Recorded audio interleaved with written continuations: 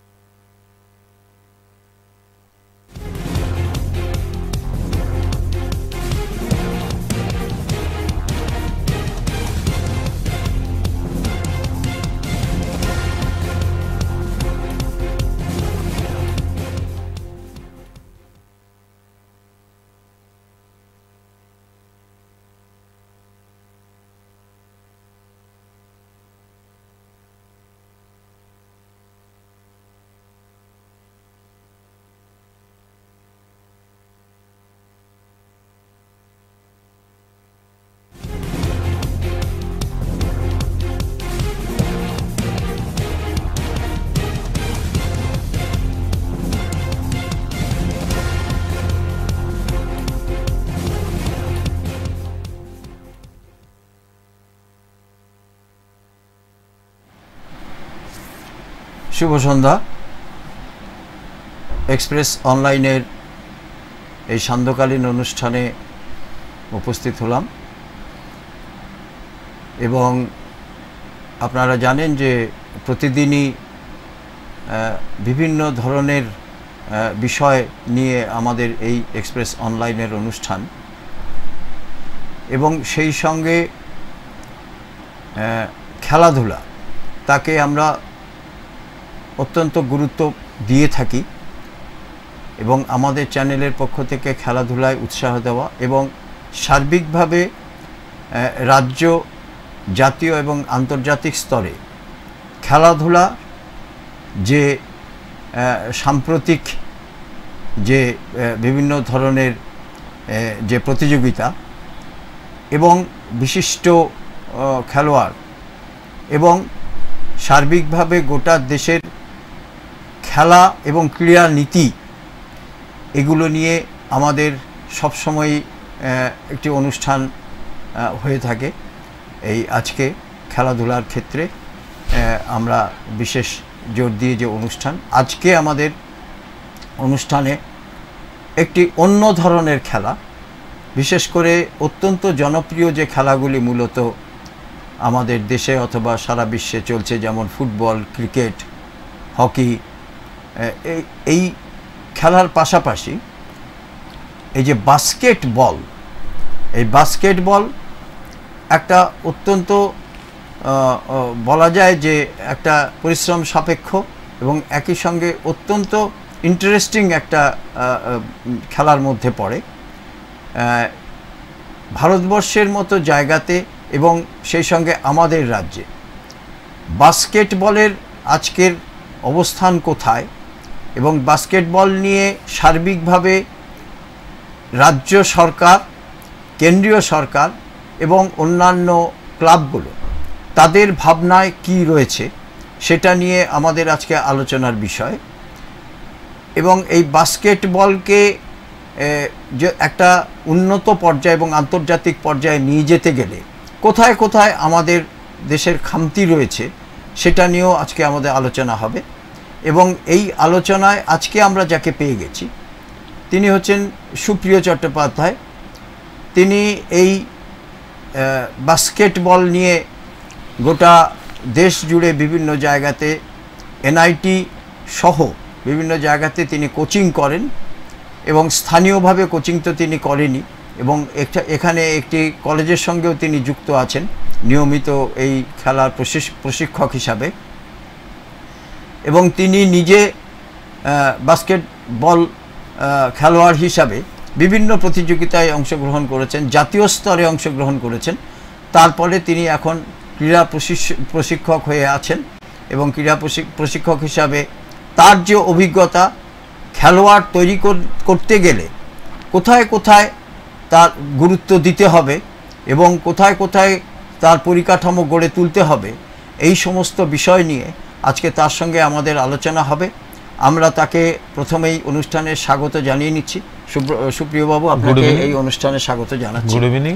এবং আমি প্রথমেই যেটা আপনার কাছে জানতে চাইব যে মূলত ফুটবল, ক্রিকেট, হকি, এই ধরনের যে জনপ্রিয় যে খেলা, এগুলো যেগুলো শুধু স্থানীয় স্তর থেকে আন্তর্জাতিক স্তরে বেশিরভাগ দেশে অত্যন্ত জনপ্রিয় খেলার মধ্যে পড়ে, তার তুলনায় বাস্কেটবল সেই জনপ্রিয়তাটা হয়তো অর্জন করতে পারেনি। তার কারণটা কি?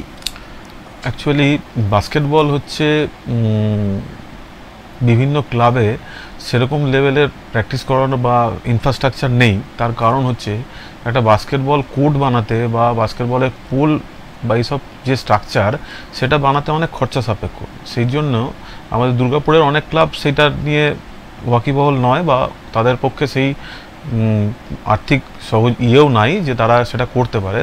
তাও তার মধ্যে আমাদের ডিএসপি এবং তানসেন অ্যাথলেটিক্স ক্লাব এবং নেতাজি ভবন, এই তিনটে ক্লাব এখনও পর্যন্ত বাস্কেটবলটা চালিয়ে যাচ্ছে এবং তাদের ইনফ্রাস্ট্রাকচার আছে। আগে আমরা যখন খেলতাম তখন শিবাজি স্কুল, এজন multipurpose, Akbar road girls, saint Paul's girls, তারপরে আপনার বিজন মাল্টিপারপাস, কাশিরাম দাস এবং জয়দেব বয়েজ এবং জয়দেব গার্লস, সমস্ত স্কুলগুলো এই ইনফ্রাস্ট্রাকচার ছিল এবং সেখানে বাস্কেটবল প্র্যাকটিস হতো। আমরাও গিয়ে গিয়ে মাঝে মধ্যে কোচিং করাতাম এবং আমাদের কোচরা যারা ছিলেন তারাও করাতেন।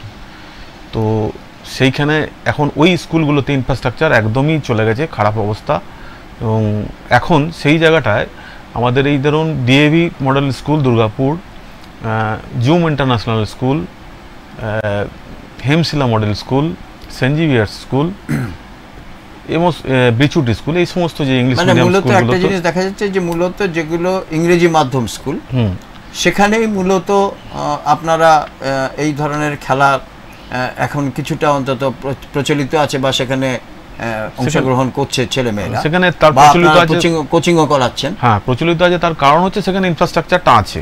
বাস্কেটবল কোর্ট যদি না থাকে তাহলে বাস্কেটবল প্র্যাকটিসটা কোথায় করবে? যে ফুটবলে যেরকম দুখানা পোস্ট বা আমাদের সময় হয়তো দুখানা বাঁশ দিয়ে ইয়ে করে ফুটবল খেলা যেত, এটা খালি বল কিনলেও আমাদের হয়ে যেত। কিন্তু এখানে শুধু বল কিনলে তো হবে না, এখানে সেই পোস্টটা দরকার। বাস্কেটবলের কোর্ট, বাস্কেটবলের বোর্ড, এগুলো তো দরকার। এগুলো না হলে তো খেলা যাবে না।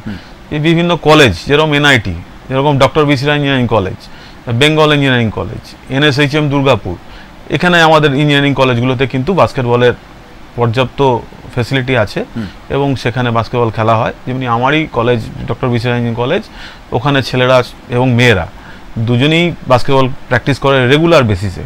এবং আমরা একটা মানে ছেলেদের টুর্নামেন্ট করি এবং একটা মিক্সড বাস্কেটবল, যেমনি দুটো মেয়ে তিনটে ছেলে, এরকম একটা মিক্সড বাস্কেটবল, যেটা আমাদের ইউএসএতেও আছে, আমাদের কলকাতাতেও হচ্ছেও। তো সেটা আমরা চালু করতে পেরেছি, আমরা করি। এটা খুব ভালো রকমের টুর্নামেন্ট হয়েছে এবং সেই দিক থেকে আমি একটু না, বাস্কেটবল মূলত বাস্কেটবলের আপনি যে মূলত যে কোর্টের কথা বললেন, যে এখানে সেই পরিমাণ সেই কোর্ট নেই, আন্তর্জাতিক স্তরে কোর্ট নেই। মূলত বাস্কেটবল খেলতে গেলে আন্তর্জাতিক স্তরে পৌঁছতে গেলে কি ধরনের কোর্টের প্রয়োজন? সিনথেটিক ট্র্যাক লাগে, যেটা আমি একবার কর্নাট প্লেস দিল্লিতে ওয়াইএমসি এর গ্রাউন্ডে গিয়ে আমি ওটা পেয়েছি। ওই কোর্টটা সিনথেটিক গ্রাউন্ড ছিল এবং বা উডেন কোর্ট। উডেন কোর্ট তো ইনডোরে হয় না, আউটডোরেই হয়। তো উডেন কোর্ট আমাদের এখানে কোথাও নেই, একমাত্র সিধুকানুতে ছিল, যেখানে আমি কোচিং করাতাম বহু বছর আগে। তো তখন একটা পার্টির মিটিংয়ের পর থেকে সেই জায়গাটা বন্ধ হয়ে যায়। আচ্ছা। তো ওখানেও মোটামুটি আমি প্রায় 100 বাচ্চাকে নিয়ে প্র্যাকটিস করাতাম। তো ওখানে ছেলে মেয়ে বোথ, ওই আশেপাশে যতগুলো গ্রাম আছে এবং সিটি সেন্টার বেস করে যে সমস্ত ব্যাংক কলোনি, সিটি সেন্টার, ওখান থেকে অনেক ছেলে মেয়ে ওখানে প্র্যাকটিস করতে আসতো। কোনো কারণে ওটা প্রশাসনিক কারণে হোক, কোনো কারণেই হোক, ওটা বন্ধ হয়ে যায় এবং পরবর্তী সময় ওটা একদমই ইয়ে হয়ে যায়।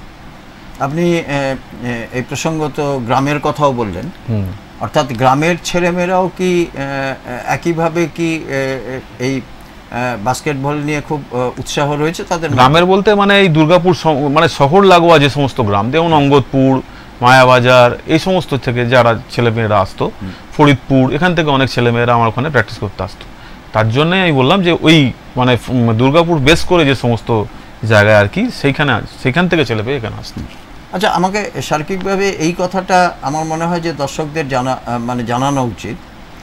সেটা হচ্ছে যে মূলত বাস্কেটবল খেলতে গেলে শারীরিকভাবে কিভাবে কতটা দক্ষ হতে হয় এবং সেটাকে তাদেরকে দক্ষ বানানোর জন্য কি মানে কিভাবে তাদেরকে সেইভাবে দক্ষতায় পৌঁছে দেওয়া যায়?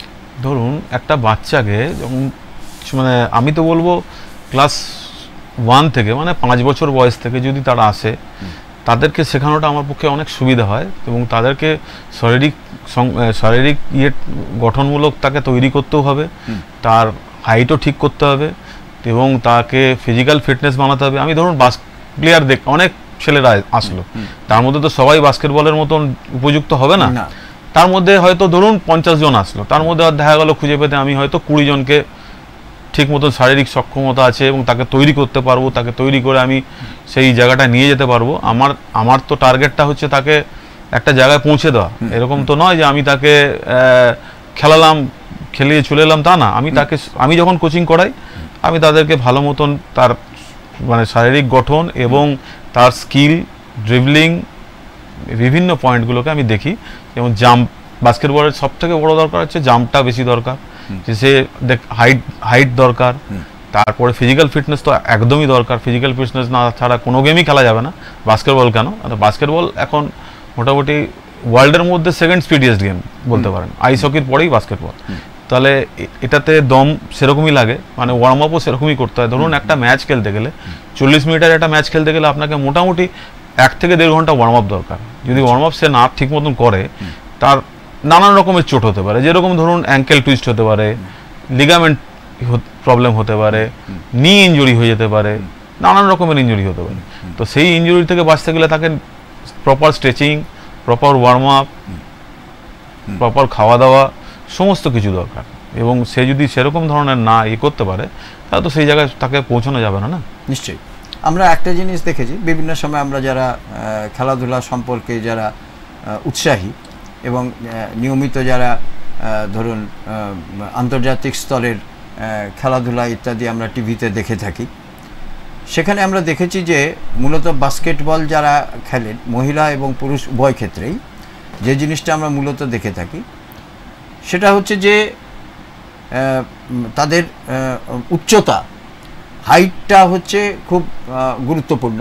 এবং উভয় ক্ষেত্রেই আমরা দেখেছি খুব উন্নত দেশ যারা এখনো পর্যন্ত আন্তর্জাতিক স্তরে বিশেষ করে অলিম্পিকে যারা আপনার প্রতিনিধিত্ব করছেন তাদের কিন্তু হাইট এবং শরীর স্বাস্থ্য দুটোই কিন্তু আমরা দেখেছি অত্যন্ত মানে রীতিমতো চোখে পড়ার মতো। এবং প্রত্যেকেরই অন্তত উচ্চতার দিক থেকে এটা ধরেই নেওয়া যায় যে অন্তত 6 ফুটেরও ওপরে সম্ভবত তাদের মিনিমাম 6 ফুট হাইট থাকে অন্যান্য দেশগুলোতে।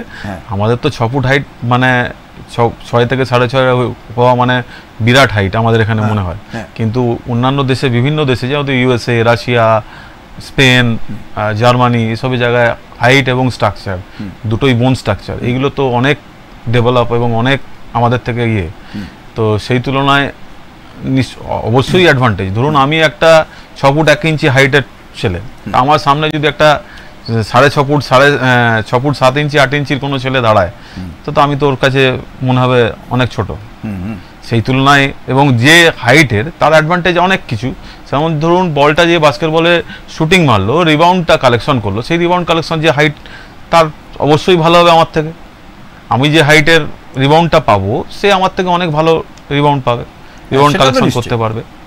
এবং আমাদের মানে এশিয়ান কান্ট্রির লোকেদের থেকে ওদের বডি স্ট্রাকচার অনেক বেটার, তার তুলনায় ওদের জন্য হাইটটা একটুখানি বেশি। এবং ওরা তাহলে সেই ক্ষেত্রে আমাদের রাজ্যে, মূলত আমাদের রাজ্যের কথা বাদ দিল, আমাদের জাতীয় ক্ষেত্রে মানে আমরা পিছিয়ে থাকার কি একটা কারণ হচ্ছে যে শারীরিক দক্ষতার অভাব এবং উচ্চতার কিছুটা হলেও অভাব? উচ্চতার অভাব এবং শারীরিক দক্ষতা নয়, কোনো রকমভাবে যদি ঠিক মতন বিজ্ঞানসম্মতভাবে প্র্যাকটিস করানো যায়, স্পোর্টস মেডিসিন, স্পোর্টস সমস্ত সায়েন্স এসব যদি বেস করে প্র্যাকটিস করানো হয় নিশ্চয়ই ওইগুলো বাড়বে, ওইগুলো না বাড়ার কিছু নয়, নেগেটিভ নয়। কিন্তু আমাদের অ্যাকচুয়ালি ছোটোবেলা থেকেই যেরকম চায়না বা রাশিয়া বা ইউএসএ যেরকম ছোটোবেলা থেকেই বাস্কেটবল যে খেলতে ইচ্ছুক বা বাস্কেটবল যাদের স্ট্রাকচার তাদেরকেই যে বাস্কেটবলের দিকেই তারা ইয়ে করে, পরিচালনা করে, কিন্তু আমাদের এখানে সেই জিনিসটা নাই। আমাদের সবথেকে বড় প্রবলেম আমি দেখেছি, আমি যখন কোচিং করাতাম, গার্জেন হয়তো বইয়ের ব্যাগ নিয়ে দাঁড়িয়ে আছে, ছেলে প্র্যাকটিস করে মায়ের সঙ্গে বেরিয়ে যাবে বা ওর সঙ্গে কোনো জায়গায় টিউশন বেরোবে। আমাদের এখানে দুর্গাপুর বা এই সমস্ত জায়গায় ম্যাক্সিমামটা হয়ে গেছে পড়াশোনা, মানে ডাক্তার ইঞ্জিনিয়ার বানাতে হবে ছেলেকে, খেলাধুলা করলে কিছু হবে না। আপনি দেখবেন এই যে রিসেন্টলি একটা ডিল দেখলাম আপনার ফুটবলের, এই আনোয়ারকে নিয়ে, তো সেখানে দেখুন 12 কোটি টাকা ড্রিলিং হচ্ছে, যেটা ট্রান্সফার মার্কেটের ইয়ে। সেরকম যদি আমাদের বাস্কেটবল প্লেয়ার এরকম হয়, সে যদি 12 কোটি টাকা বছরে কামাতে পারে, তাহলে আপনার ইঞ্জিনিয়ার ডাক্তারের থেকে অবশ্যই অনেক বেশি কামাতে পারবে যে কোনো প্লেয়ার। যে বাস্কেটবলে যারা ধরুন বাইরে খেলতে গেছে, ইউএসএর হয়ে খেলছে, ইউএসএ কোনো এনবিএ টিমের খেলছে বা এনসিএ টিমের খেলছে, তো বিভিন্ন রকমের বাস্কেটবল লিগ হয়। আমাদের এখানে রিলায়েন্স ফাউন্ডেশনের একটা লিগ চালু করেছে, খেলো ইন্ডিয়াও করেছে, তো সেখান থেকেও স্কলারশিপও দেওয়া হয় এবং বিভিন্ন রকমের খরচা করা হয়। সেখান থেকেও কিন্তু আমরা ডাক্তার ইঞ্জিনিয়ারের থেকেও বেশি কামাতে পারবে আমার মনে হয়, যদি ঠিক মতন তারা ইয়ে করে। যেরকম বাবা মা বইয়ে পড়াশোনার পেছনে যেরকম দৌড়াচ্ছে, সেরকম যদি আমাদের বাস্কেটবল কোচ বা বাস্কেটবল খেলার পেছনে দৌড়ায়, বা যে কোনো খেলা, আমি শুধু বাস্কেটবল কথা বলছি না, আমাদের যেমন ফুটবল বলুন, ক্রিকেট বলুন, বাস্কেটবল বলুন, হকি বলুন, যে কোনো ইভেন্টে যদি দৌড়ায়, আমার মনে হয় ছেলেরা অনেক বেশি যে ইয়ে করবে। না, সে তো নিশ্চয়ই। আপনি এখন রিসেন্টলি একটা দেখলেন অলিম্পিকে, যেটা আমাদের ওনার নামটা কি ভুলে গেলাম, এক মিনিট, ওই আমাদের যে জাভলিং থ্রোয়ার, উনি পাকিস্তানের জাভলিং থ্রোয়ারের কাছে হেরে গেলেন। তার কারণ কিন্তু আমার যেটা মনে হলো, আমি খেলা দেখছি এবং সেই দেখলামও, আমার যেটা মনে হলো, ওনার স্ট্রাকচার আর ওনার স্ট্রাকচারের মধ্যে আপনারা নিশ্চয়ই ফলো করেছেন যে কিছুটা ডিফারেন্স আছে, যার কারণে ও টেকনিক নিশ্চয়ই আমাদের ভালো, কিন্তু ও স্ট্রাকচারটা কিন্তু আমাদের, মানে পাকিস্তানের যে জ্যাভলিং এর যে থ্রোয়ার বলছেন আপনি, তার তুলনায়, মানে আমাদের চোপড়ার তুলনায় ওনার ইয়ে অনেক ভালো। হ্যাঁ, এটাই বলছি, স্ট্রাকচারে বলছি, স্ট্রাকচারের তুলনায়, মানে টেকনিক কিন্তু আমাদের চোপড়ার ভালো, শারীরিক স্ট্রাকচার, হ্যাঁ, টেকনিক আমাদের চোপড়ার অনেক ভালো, কিন্তু স্ট্রাকচারের তুলনায় আপনি দেখলেন নিশ্চয়ই। তবে আমাদের চোপড়ার একটা চোট ছিল, যেটা হয়তো চোটটা কাটিয়ে উনি গেছেন, তো নিঃসন্দেহে চোপড়া ভালো প্লেয়ার, এতদিন ধরেও ইয়ে করে এসছেন। কিন্তু আমার যেটা মনে হলো এই অলিম্পিকে, যে হয়তো চোটের জন্য কিছু প্রবলেম হলেও হতে পারে, যার চোটের কারণে উনি হয়তো একটুখানি ইয়ে হয়েছেন, কিন্তু আমার বডি স্ট্রাকচার দেখে আমার মনে হলো যে ওই পাকিস্তানের প্লেয়ারটার আমাদের থেকে তুলনামূলক স্ট্রাকচার, বডি স্ট্রাকচার একটু, মানে যে ব্যাপারটা দাঁড়ালো সেটা হচ্ছে যে শারীরিক দক্ষতা এবং ইনফ্রাস্ট্রাকচার, যেটা এই দুটো হচ্ছে আমাদের অত্যন্ত গুরুত্বপূর্ণ দিক। একদম, সেই ক্ষেত্রে এই দুটোর দিক থেকেই আমরা অনেকটা পিছিয়ে। ফলে বাস্কেটবলের ক্ষেত্রে এবং সেই সঙ্গে অন্যান্য যে খেলা যেগুলো আছে, এইগুলোর ক্ষেত্রেও আমাদের মূল যে অন্তরায় আন্তর্জাতিক ক্ষেত্রে অংশ নেওয়ার ক্ষেত্রে, সেটা হচ্ছে যে এই শারীরিক দক্ষতা। এবারে শারীরিক দক্ষতা যদি না থাকে, তাহলে সেই ক্ষেত্রে বাস্কেটবলের মতো এত দ্রুত গতির যে খেলোয়াড়, বিশেষ করে যেখানে দম খুব বেশি প্রয়োজন হয়, তাহলে সেখানে আমাদের দেশ থেকে নতুন নতুন প্রতিভা উঠবে কি করে?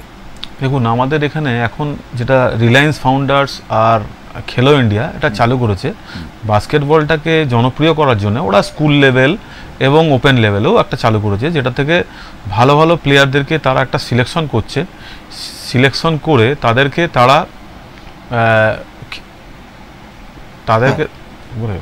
তারা সেই লেভেলে পৌঁছানোর জন্য চেষ্টা করছে, এবং তারা ইউএস থেকে বা স্পেন থেকে কোচ নিয়ে এসে, বা আমাদের এখান থেকে যারা ভালো ভালো কোচ, তাদেরকে দিয়ে তাদেরকে কোচিং করিয়ে তাদেরকে সেই জায়গায় পৌঁছানোর জন্য চেষ্টা করছে, এবং ইনফ্রাস্ট্রাকচার তাদের অনেকটাই ভালো, এবং চেষ্টাও করে যাচ্ছে যাতে স্কুলগুলোকে অনেক আমি নিয়ে গেছি দুবার রিলায়েন্সের ইয়েতে, খেলো ইন্ডিয়ার এতে, কলকাতায় আপনার সিধু কানুতে।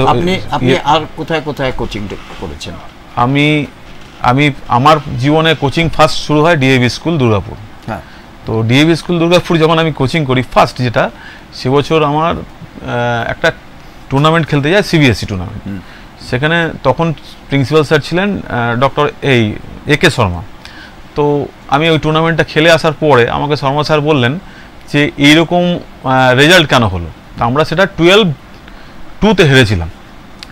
তো আমি স্যারকে বলেছিলাম, স্যার এই স্কুলের যা মানে আপনি যে প্র্যাকটিসের টাইম দেন সেই অনুযায়ী আমি কিন্তু এই 20 মিনিট থেকে 40 মিনিটের পিরিয়ড 20 মিনিট, 10 মিনিট ধরুন ছেলেরা আসতে আর 10 মিনিট ছেলেরা যেতে, 20 মিনিটে কি আমি কখনোই প্লেয়ার বানাতে পারবো না। আপনি যদি আমাকে টাইম দেন আমি অবশ্যই প্লেয়ার আপনাকে বানিয়ে 1 বছরের মধ্যে দেখিয়ে দেবো। সেটা আমি দেখিয়েও দিয়েছিলাম ওনাকে। তো স্যার বলেছিলেন ঠিক আছে তুমি কত ঘন্টা চাও? আমি বললাম স্যার 3 ঘন্টা। স্যার আমাকে 3 ঘন্টা দিয়েও ছিলেন, সকাল থেকে প্র্যাকটিস করাতাম। আমি দুর্গাপুরের মধ্যে ডিএভি স্কুলকে চ্যাম্পিয়নও করেছিলাম, দুর্গাপুর ডিএভিকে, মানে তখন আমাদের স্কুল সাব ডিভিশনটা হতো। এবং পরবর্তী ক্ষেত্রে আমরা যখন ওইটা টিম নিয়ে হাজারিবাগ গিয়েছিলাম তা আমরা সেবারে ওখানে 3rd প্লেস পেয়েছিলাম। এবং আমার সবথেকে বড় সাফল্য সেটা হচ্ছে আমি পুরুলিয়া সৈনিক স্কুলকে 2005-এ আমি ওখানে কোচিং করাতে শুরু করি। ওরা বলে যে জোনাল টুর্নামেন্টটা করতে, তো জোনাল টুর্নামেন্টে কোচিং করেছিলাম। সেই জোনাল টুর্নামেন্টে আমরা চ্যাম্পিয়ন হই এবং পরবর্তী ক্ষেত্রে সেটা আমরা অল ইন্ডিয়া টুর্নামেন্টে যাই, সেটা হচ্ছে জম্মু নাগরোটা জায়গা। তো সেখানে গিয়ে আমরা কিন্তু সমস্ত টিমকে মোটামুটি ধরে রাখুন 30-40 পয়েন্টে হারিয়েছি। লাস্ট যখন ফাইনাল ম্যাচটা চলে ওটা আমার জীবনের সবথেকে বড় অ্যাচিভমেন্ট। তো ওইখানে ফাইনাল ম্যাচের হাফ টাইম পর্যন্ত আমরা ওই ম্যাচটা 14 পয়েন্টে হারছি। এবং যেহেতু ম্যাচটা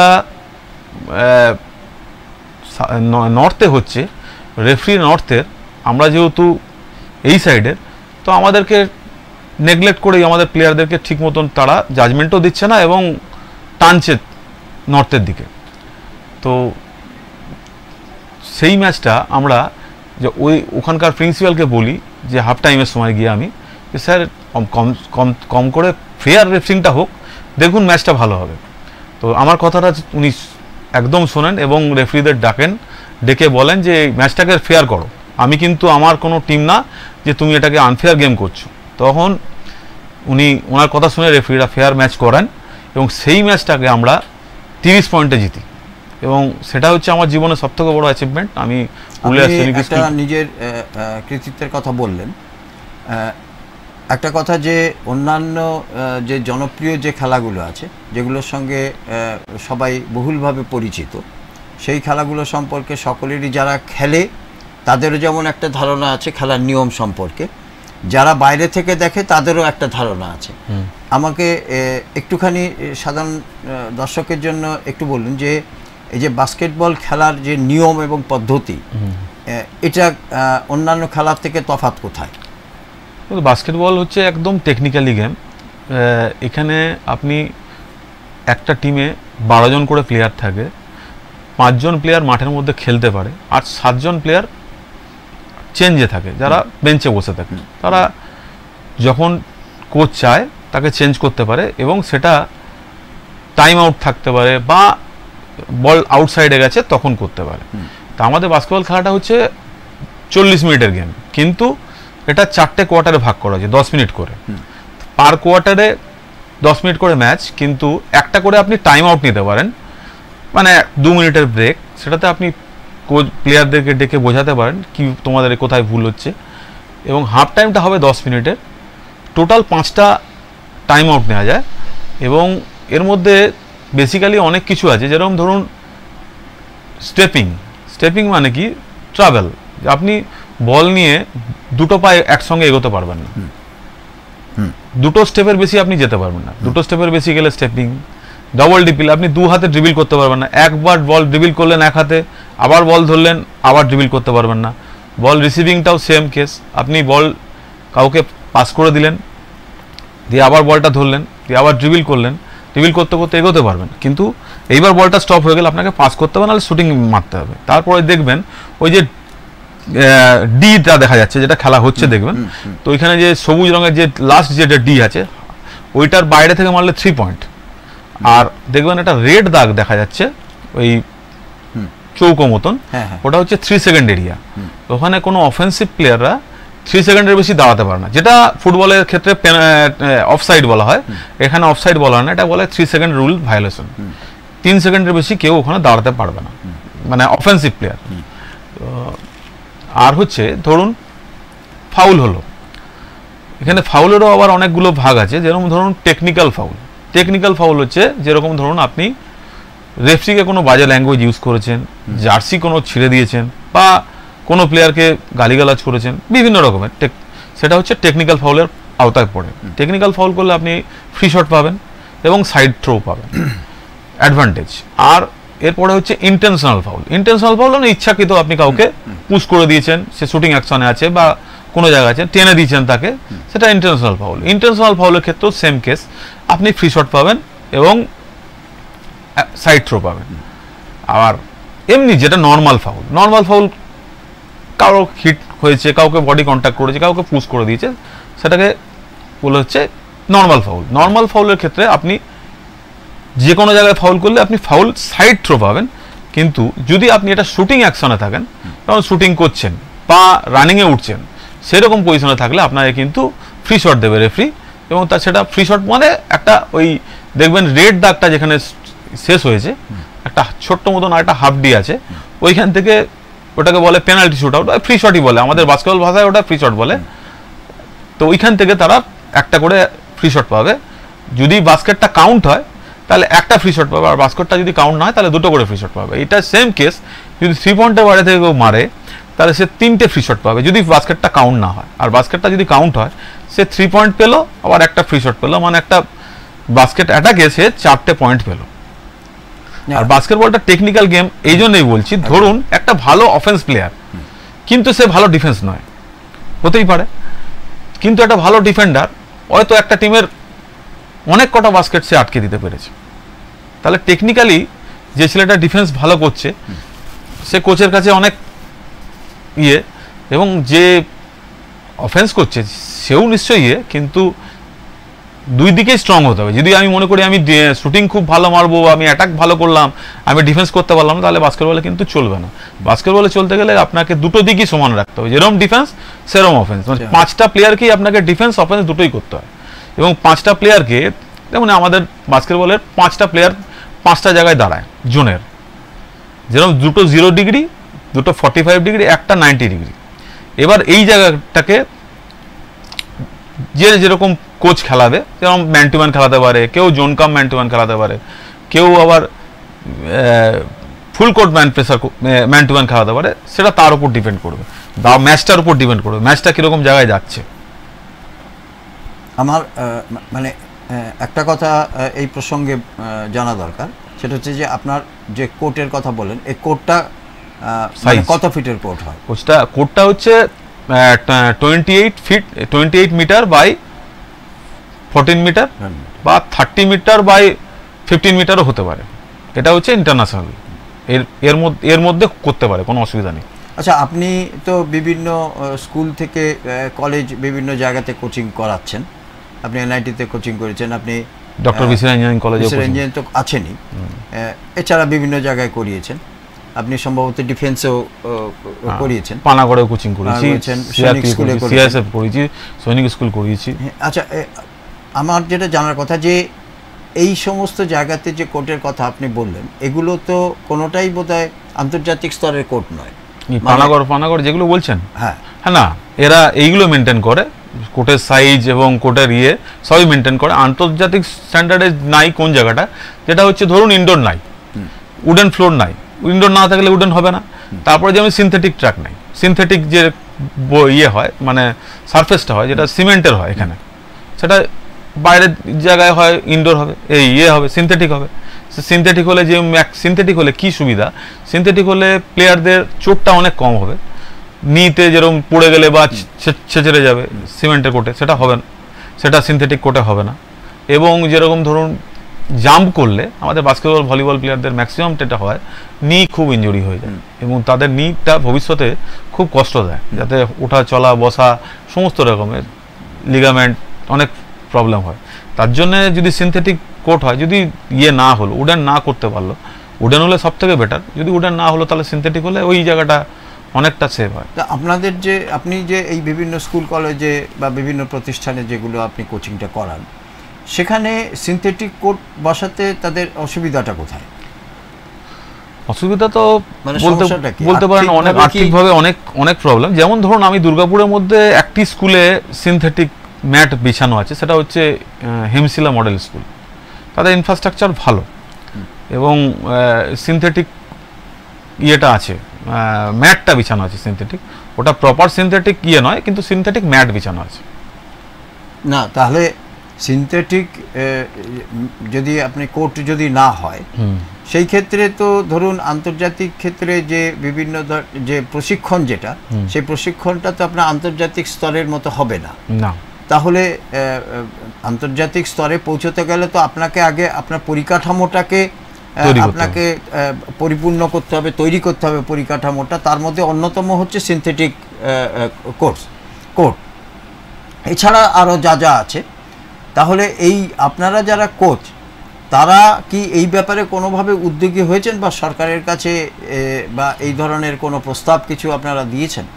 দেখুন, আমরা তো হচ্ছে কোচ, আমরা আমাদের বলাটা শুনবেন কিনা জানি না। যারা পরিচালক আছে, যেরকম ধরুন district association, Kolkata basketball association, সেখানে ধরুন কলকাতায় হয়তো 2খানা কোর্ট 3খানা কোর্ট আছে, যেটা উডেন কোর্ট, নেতাজি ইনডোর আর ক্ষুদিরাম ইনডোর এখানে আছে, আর সাইতে আছে সিনথেটিক।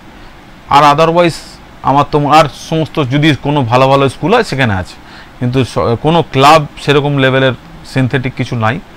এবং সরকার তরফ থেকে সেরকম কোনো খুব একটা বিশাল সাহায্য আমার মনে হয় না প্রশাসনিকভাবে কিছু পায়, ওরা পেলেও পেতে পারে, আমার আইডিয়া নেই। না, সার্বিকভাবে আমি যেটা বলতে চাইছি যে আপনি বলছেন যে কলকাতাতে তো সেখানে আপনার রাজ্য বাস্কেটবলের তো সেখানে সংস্থা রয়েছে। এই রাজ্য বাস্কেটবল সংস্থার যারা পরিচালক, তাদের সঙ্গে আপনাদের নিয়মিত আপনাদের যোগাযোগ রয়েছে কিনা? যদি আপনাদের নিয়মিত যোগাযোগ থাকে, তাহলে আপনাদের মতো যারা কোচিং যারা করান, তারা সেইখানে সেই রাজ্য সংস্থার সঙ্গে আপনারা যোগাযোগ রাখেন কিনা? যদি রাখেন, তাহলে তো নিশ্চয়ই আপনারা এই প্রস্তাবগুলো দিতে পারেন। আমরা নিশ্চয়ই যোগাযোগ রাখি, এবং সবার সঙ্গে আমাদের যোগাযোগ। তারা যারা এখন পরিচালক, তারা আমার বন্ধুস্থানীয়, এবং তারা এক সময় আমার সঙ্গে একই ক্লাবে খেলেছে।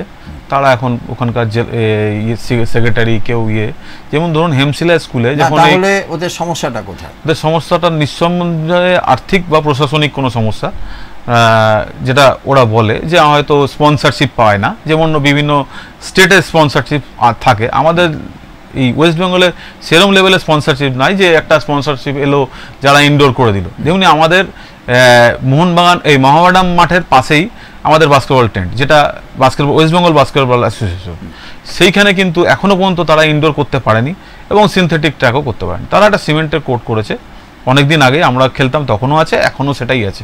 এটাকে একটা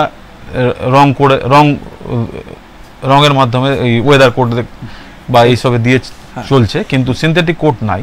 আমি তাদের সঙ্গে কথা বলে দেখেছি, তারা ওইটাই বলে, টিম নিয়ে যাওয়াটাই তাদের কাছে সমস্যা হয়ে যায়। কোনো জায়গায় একটা টিম নিয়ে যাচ্ছে তো, আর সেখানে সিনথেটিক কোর্ট বানানো তো বুঝতেই পারছেন কত টাকার ব্যাপার। না, তাহলে সরকারে যদি আমার যেটা বলার কথা যে আপনারা স্পন্সর পাচ্ছেন না, এটা ঠিক কথা, এবং অন্যান্য রাজ্য কিছুটা হলেও তারা স্পন্সরশিপ পায়, কিন্তু এই রাজ্য এখনও সেই অর্থে স্পন্সরশিপ পায়নি। ফলে অন্যান্য খেলাতে যতটা স্পন্সরশিপ পাওয়া যায়, আপনাদের ততটা স্পন্সরশিপ পাওয়া যায় না, আপনি যেটা বলছেন। তাহলে রাজ্য সরকার, তাদের তো একটা এই খেলাটাকে নিয়ে তাদের চিন্তা ভাবনা কি? রাজ্য সরকার নিশ্চয়ই চেষ্টা করেন না তা নয়।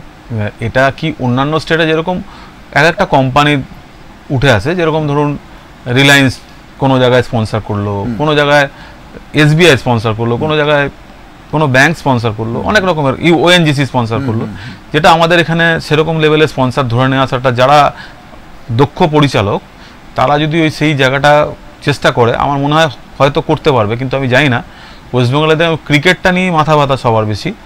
ক্রিকেটে দেখবেন গার্জেনরা হয়তো 1000 টাকা পর্যন্ত মান্থলি বা 2000 টাকা পর্যন্ত মান্থলি দেয়, দুর্গাপুরের কথা বলছি আমি, বাইরের কলকাতা তো আরও বেশি দেয়। কিন্তু আমাদের এখানে 50 টাকা দিতেই গার্জেনদের অবস্থা করে, মানে অনেক গরিব ঘরের ছেলেরাই বাস্কেটবল খেলতে আসে, বড়লোকের ঘরের ছেলেরা বাস্কেটবল খেলতে আসে না, ওই স্কুলেই খেলে, কিন্তু এই ক্লাবগুলোতে খুব কম।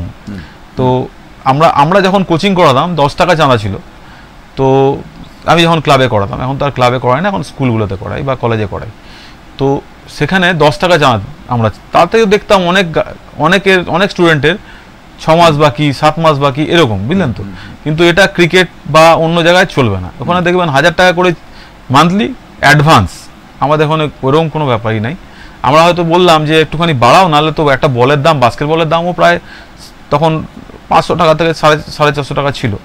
তো একটা বল ধরুন 100 জন ছেলে প্র্যাকটিস করছে, তো 100 জন ছেলের তো নিশ্চয়ই একটা বলে হবে না, মিনিমাম 10খানা বল দরকার, তবে গিয়ে প্র্যাকটিসটা হবে।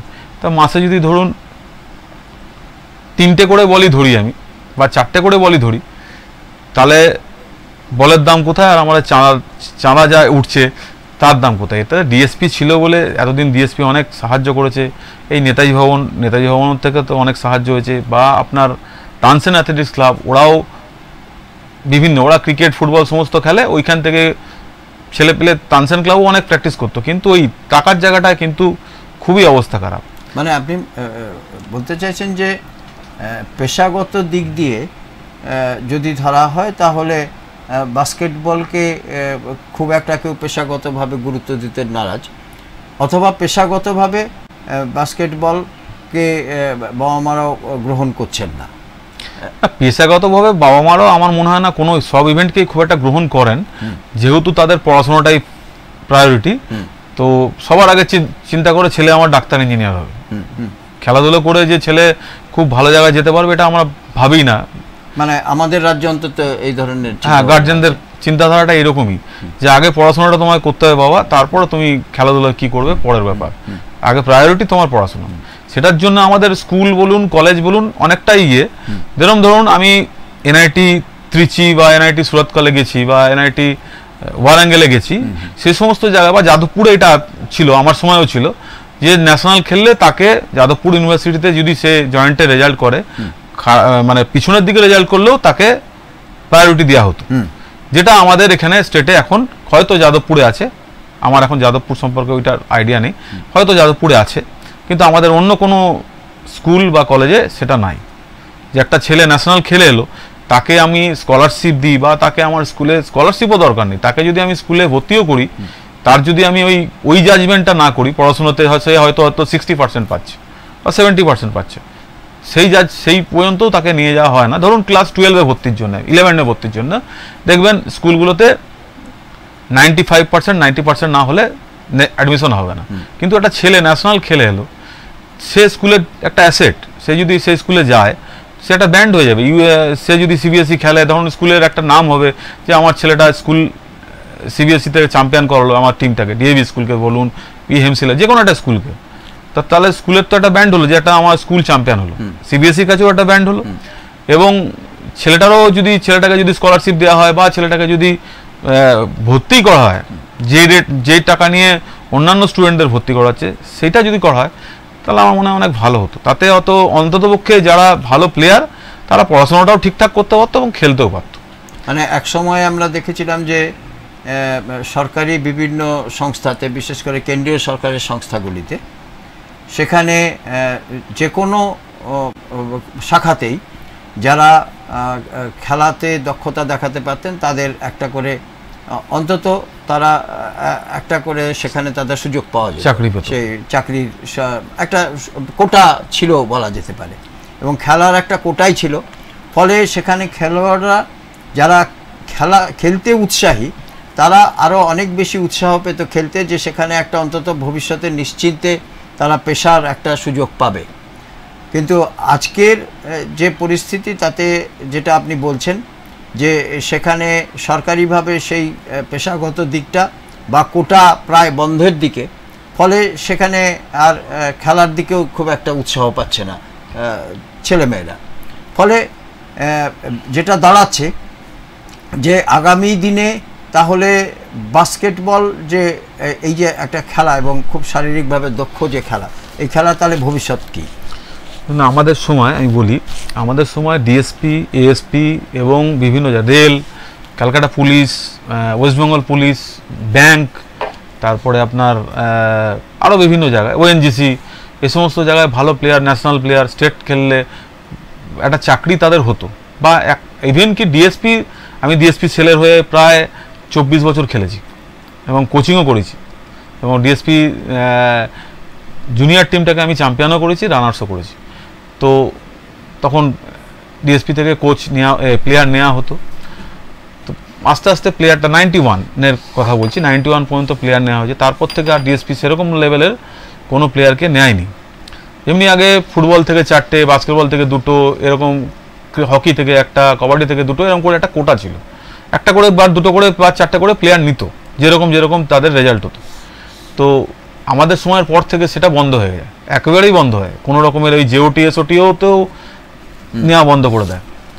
তো আমাদের সময় বলেছিল নেবে, কিন্তু সেই আমাদের সময়ও নেয়নি। তো এবং তারপরে আমাদের পরে Calcutta police, West Bengal police এরা নেওয়া শুরু করেছিল তার, এবং ওই আপনার কোস্টাল ব্যাংক, এসবিআই অনেক প্লেয়ার নিয়েছে। তো আপনার সেন্ট্রাল এক্সাইজে অনেক প্লেয়ার নিয়েছে। কিন্তু এখন আস্তে আস্তে সেই জায়গাটা অনেক কমে গেছে। হয়তো দেখা যাবে খুব ভালো, মানে যে ন্যাশনালে চ্যাম্পিয়ন হয়ে এলো তখন তাকে নিল, যেটা একেবারেই কোটাটা কমে। যেরকম আমাদের এখানে অনেক রকমের কোটা আছে, কিন্তু খেলার প্লেয়ারদের জন্য কোনো আর কোটাটা আস্তে আস্তে কমছে। অন্য কোটাগুলো সব রয়ে গেছে, কিন্তু প্লেয়ার্স কোটাটা একেবারে চলে গেছে। সেটা যদি চালু হয় তাহলে অবভিয়াসলি গার্জেনরাও নিশ্চয়ই চাইবে যে আমার ছেলে যদি কোনো মিডিওকার স্টুডেন্ট হয়, সব স্টুডেন্টই তো ফার্স্ট সেকেন্ড থার্ড হবে, ডাক্তার ইঞ্জিনিয়ার হবে এরকম নয়, অত ভালো প্লেয়ারও হতে পারে। তো গার্জেনরাও তখন নিশ্চয়ই এগিয়ে আসবে। আমাদের সময় যেমনি গার্জেনরা এগিয়ে আসতো যে হ্যাঁ ভালো, আমার ছেলেটা ভালো খেললে ডিএসপিতে চাকরি পাবে, আমার ছেলে ভালো খেললে হয়তো এএসপিতে চাকরি পাবে, ব্যাংকে চাকরি পাবে। তো কোন গার্জেন চাইবে না যে আমার ছেলে যদি চাকরি পায়, ভালো খেলাধুলো করে, তাহলে তো নিশ্চয়ই গার্জেনরা এগিয়ে আসবে। ওই জন্যই গার্জেনরা আস্তে আস্তে পিছিয়ে গেছে। গার্জেনরাও আমাদের সময় তো দেখেছি আমরা, হয়তো এখানে 12টা ক্লাব খেলতো বাস্কেটবল, হয়তো প্র্যাকটিস হতো নেতাজি ভবন বা ডিএসপি বা তানসেন, কিন্তু হয়তো খেলতো 12টা ক্লাব। ওখান থেকেই ছড়িয়ে ছিটিয়ে আমরা সমস্ত ক্লাবে খেলতাম। এখন দেখা যাচ্ছে, দেখবেন যখন বাস্কেটবল খেলা হয়, সাব ডিভিশন খেলা হয়, তখন দেখবেন 3টে থেকে 4টে, খুব বড় জোর 5টা থেকে 6টা, তাও এই কলেজগুলোকে নিয়ে ক্লাব দুটোই পড়ে আছে। একটা হচ্ছে তানসেন অ্যাথলেটিক ক্লাব, একটা নেতাজি ভবন। তো তারা দুটো টিম করেছে, সেখানে 4টে টিম হয়েছে, ধরুন নেতাজি ভবন 2টো, তানসেন 2টো, আর হয়তো কলেজ, বেঙ্গল কলেজ, বিসি রায় কলেজ, এসব নিয়ে টোটাল 6টা টিম হচ্ছে। আমাদের সময় সেখানে 12টা, 15টা, 16টা করে টিম হতো। একটা 12টা, 15টা, 16টা টিম মানে 12x12 এনগেজ থাকতো ছেলেরা। তারা সারা বছর মুখিয়ে থাকতো যেটা আমরা সাব ডিভিশন খেলবো, তারপরে একটা ডিস্ট্রিক্ট খেলতে যাবো, তারপরে স্টেট খেলতে যাবো, তারপরে ন্যাশনাল খেলতে যাবো, এরকম একটা আমাদের মধ্যে ইয়ে ছিল, উৎসাহ ছিল। এখন সেই উৎসাহটা ভাটা পড়ে গেছে। একটা টুর্নামেন্ট ধরুন 5টা টিমের মধ্যে খেলা, 5টা টিমের মধ্যে 5টা ম্যাচ খেলতে পারবে। আমরা 12টা ম্যাচ খেলতে পারতাম, হয়তো কোনো সময় ডবল লিগ হতো, তারপরে নকআউট হতো। সেই জায়গাটা আস্তে আস্তে আমাদের অনেকটা ইয়ে হয়ে গেছে। যত ম্যাচ খেলবে তত তো প্লেয়ারদের এবিলিটি বাড়বে, এবং তার নিশ্চয়ই ইয়েটাও বাড়বে, যে কত কনসেপশন বাড়বে, এবং তারা আরও বেশি ভালো করে এই ম্যাচটা হারলে পরের ম্যাচটা ঠিক মতো খেলবো, কি করে আমরা চ্যাম্পিয়ন হবো, সেই সুযোগটা পেতো।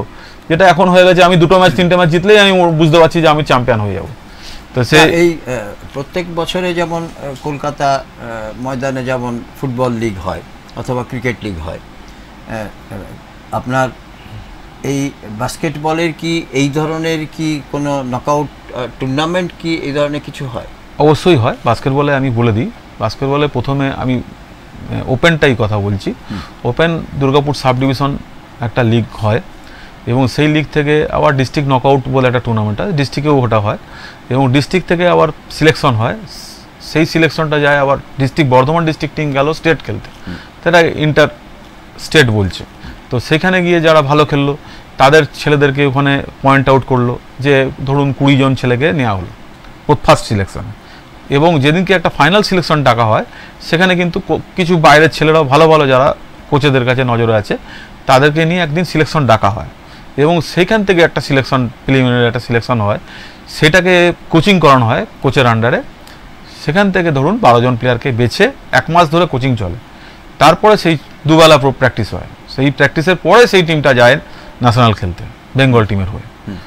এটা হয়, এবং কলকাতা লিগও চালু আছে, Kolkata senior league, junior league দুটোই আছে, এবং কলকাতা স্টেট চ্যাম্পিয়নশিপ তো অবশ্যই হয়। এবং ছোটোখাটো অনেক টুর্নামেন্ট হয়, কলেজ লেভেলেরও টুর্নামেন্ট হয়, যেমন আপনার খড়গপুর একটা টুর্নামেন্ট করে, তারপরে আমার পাশের স্টেট ঝাড়খণ্ড একটা টুর্নামেন্ট করে কলেজ লেভেল, ISM ধানবাদ, ওরা ইউনিভার্সিটি লেভেল টুর্নামেন্ট করে, খুবই ভালো টুর্নামেন্ট করে। তো খড়গপুরও খুব ভালো টুর্নামেন্ট, এই কলেজ লেভেলগুলোও টুর্নামেন্ট ভালো হয়। আমার কাছে অনেকই রেসপন্স আসে যে কলেজ লেভেলের টুর্নামেন্ট খেলতে যাওয়া, যেমন IIT Kharagpur, IIT Guwahati, ISM Dhanbad, IIT Roorkee, অনেক জায়গা থেকে আমার কাছে ইনভাইটেশন আসে। তো আমরা যে ক্ষেত্রে যেতে পারি সেই ক্ষেত্রে যাই। ধরুন আমাদের তো প্রবলেম থাকে, কলেজের হয়তো পরীক্ষা ওই সময়, সেই সময় তো পরীক্ষা ছেড়ে দিয়ে কেউ আর খেলার দিকে যাবে না। তো যখন পরীক্ষা থাকে না তখন আমাদের কলেজ থেকে নিশ্চয়ই পাঠানো হয়, এবং আমাদের কলেজেরও ভালো রেজাল্ট অনেক গেমে, অনেক ইয়েতেই আমরা এখানে মোটামুটি চ্যাম্পিয়নই আছি।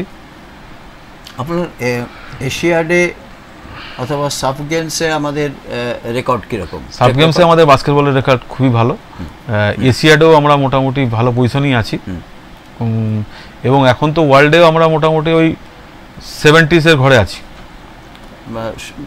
70তম 75-76-এর মধ্যে আছি, 75-76। এটা তো অন্তত ফুটবলের তুলনায় অনেকটা ভালো, কারণ ফিফাতে আমাদের যে স্থান সেটা প্রায় উল্লেখ করার মতোই নয়। সেই তুলনায় আপনার বাস্কেটবল তো, ফুটবলটা অ্যাকচুয়ালি অনেক দেশ খেলে, অনেক দেশ, বাস্কেটবল তো সেই লেভেলের অত দেশ খেলে না, সেই অনুযায়ী আমি কোনো ইভেন্টকে ছোট করব না। নিঃসন্দেহে ফুটবল ভালো, খারাপ কিছুই না, কোনো ইভেন্টই ইয়ে নয়। তুলনামূলক আমাদের দেশ, অনেক দেশ বাস্কেটবলটা কম খেলে, সেই অনুযায়ী হিসাব করে দেখতে গেলে আমরা এগিয়ে আছি বলতে পারেন, কিন্তু আমি বলবো যে ওই রকমই জায়গায় আছি। মানে আপনার মোটামুটি, আপনি তো ডিফেন্সেও কোচিং করেছেন, এই ডিফেন্সে কোচিং করতে গিয়ে আপনার অভিজ্ঞতা কেমন? যে আমাদের ডিফেন্সের লোকরা, তাদের দক্ষতাটা কি আমাদের যারা এখানে যারা ডিফেন্সের বাইরে তাদের দক্ষতার তাদের অনেকটা বেশি? ডিফেন্সের দেখুন একটা কথা বলি, ডিফেন্সের হচ্ছে বডি স্ট্রাকচারটা ভালো, ওরা হচ্ছে বডি গেম খেলে, পাওয়ার গেম খেলে, আর আমাদের ওপেন যারা আছে তারা হচ্ছে স্কিল গেম খেলে। তো এইখানে ডিফেন্সে আমি ডিফেন্স বলতে কি, মানে আমি পানাগড় বেস বা এই লোকাল বেসের কথা বলছি, আমি সার্ভিসেস বা ইন্ডিয়ান আর্মির কথা বলছি না। ইন্ডিয়ান আর্মির যে সমস্ত পানাগড় বেস ইন্ডিয়ান আর্মির মধ্যেই পড়ে অবশ্যই, কিন্তু সেই লেভেলের প্লেয়ার এখানে হয়তো দেখা যাবে খুঁজে, পানাগড়ে হয়তো একটা কি দুটো প্লেয়ার সেই লেভেলের আছে যারা জাতীয় স্তর বা স্টেট খেলেছে, কিন্তু আমাদের এখানে ওদের স্কিলটা কম, ওদের কাজও করতে হয়, খেলতেও হয়। যে সার্বিকভাবে অন্তত এখনো পর্যন্ত আমাদের দেশে যেগুলো জনপ্রিয়তম খেলা, তার মধ্যে ফুটবল, ক্রিকেট, হকি ইত্যাদি বাদ দিলে বাস্কেটবল এখনও একটা তার স্থানে আছে। অন্তত সুপ্রিয়বাবুদের মতো যারা কোচ, যারা এখনো পর্যন্ত তারা অন্তত তা বিভিন্ন স্কুলের সঙ্গে, বিভিন্ন কলেজের সঙ্গে যুক্ত থেকে কোচিংটা করাচ্ছেন এবং চেষ্টা করছেন যে বাস্কেটবলকে একটা জনপ্রিয়তম স্থানে পৌঁছে দিতে, এবং তাদের এই চেষ্টা আগামী দিনে কতটা সফল হবে সেটা সময় বলবে। কিন্তু অন্তত তারা সুপ্রিয়বাবুর অন্তত সার্বিকভাবে গোটা ভারতবর্ষে কোচিং করে তার যে অভিজ্ঞতা, এই অভিজ্ঞতা থেকে যে কথাটা উঠে এলো যে বাস্কেটবল একটা পেশার দিক থেকে অন্তত অভিভাবকরা অন্তত বাস্কেটবলকে এখন খুব একটা তাদের সন্তান সন্ততিদের প্রতি খুব একটা আকর্ষক বিষয় নয় বলেই তারা মনে করছেন। কারণ হচ্ছে যে আগামী দিনে যদি পেশাগতভাবে যদি ছেলে মেয়েদেরকে সেখানে ক্যারিয়ারের দিক থেকে যদি দাঁড় করানো না যায়, তাহলে বাস্কেটবল এবং সেই সঙ্গে অন্যান্য খেলা তারা খুব একটা উৎসাহ পাবেন না এবং পাচ্ছেনও না। এবং আগামী দিনে আমরা দেখতে চাই যে ভারতবর্ষে বাস্কেটবল অন্তত ক্রিকেট, ফুটবল, হকির মতো ততটা না হলেও অন্তত একটা স্থানে এসে পৌঁছতে পারবে, অন্তত এটা আমরা আশা করতেই পারি। এবং সুপ্রিয়বাবুদের মতো লোকরা যারা এই খেলার সঙ্গে যুক্ত আছেন তারা অন্তত তাদের চেষ্টাটা চালিয়ে যাবেন। আজকে আমাদের সময় একেবারে শেষ হয়ে গেল, ফলে আগামী দিনে আমরা শুধু এই আশাই করতে পারি যে সুপ্রিয়বাবুরা তারা দক্ষ বাস্কেটবল প্লেয়ার তৈরি করুন। আজকে সুপ্রিয়বাবু আপনাকে ধন্যবাদ দেওয়া ছাড়া আমাদের কোনো উপায় নেই। আজকে আমরা অত্যন্ত ধন্যবাদ এবং স্বাগত জানিয়ে রাখলাম। আগামী দিনে ফের আপনাকে আমন্ত্রণ জানিয়ে রাখলাম এই ধরনের অনুষ্ঠানের জন্য। আজকে আমাদেরকে ফিরে যেতে হবে এবং দর্শক যারা আমাদের আজকে ওপারে আছেন, আশা করি তারা বাস্কেটবল নিয়ে অন্তত কিছুটা হলেও তারা জানার সুযোগ পেলেন এবং অনেক কিছু যে একটা প্রায় ফুটবল ক্রিকেটের পাশাপাশি প্রায় একটা অবহেলিত খেলা, সেটাকে অন্তত কিছুটা হলেও সমাদর করতে শিখবেন। আপনাদের ফিরিয়ে দিচ্ছি আজকে। শুভ রাত্রি।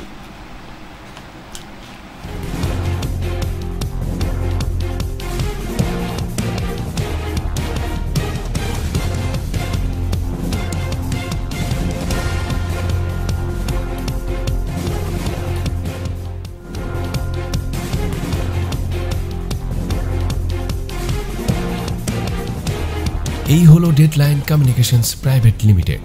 আপনারা দেখছেন এক্সপ্রেস নিউজ, খবর নেয় খবর দেয়।